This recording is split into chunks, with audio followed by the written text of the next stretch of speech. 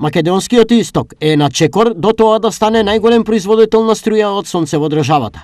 Овој дел, поради поголемиот број на сончеви денови, се покажа како атрактивен за 4 големи енергетски компании, заинтересирани тука да градат сончеви панели. Инвестициите кои би требало да се вложат во 4 општини од регионот се со вредност од околу половина милиарда евра, а би требало да обезбедат производство на околу 700 гигавати електрична енергија, што представува околу 16% од годишното производство на електрична енергија од ЕСАМ. Најголемата инвестиција, чија реализација треба да почне оваа година, е онаа кај Штип.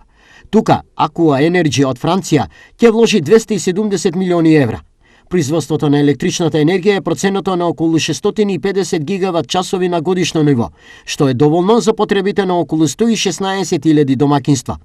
Соларен парк со капацитет од 350 до 400 мегават часови ќе се гради кај Ерџелија.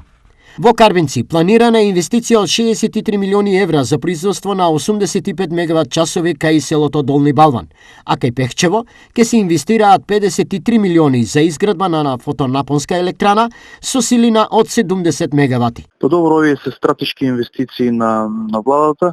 За Карбинци дополнително би значило во делот на комуналиите, во делот на даноците кои што би ги наплатиле во однос на нова инвестиција, така да во секој поглед секоја инвестиција која што ќе допринесе како прилив на средства во општината е позитивна. Ќе биде од голем благодет. Можам да кажам дека е добро што нашиот регион Малесевијата, и Пехчевска општина, располагаме со голем број на сончеви денови.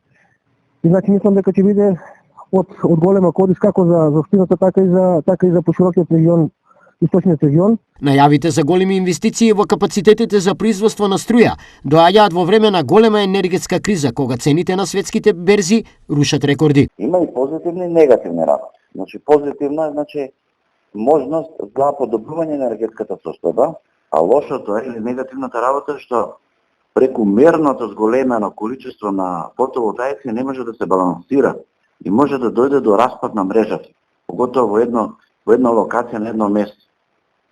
Значи, она е убаво да има, да речеме, по 50-100, али не да има по 500.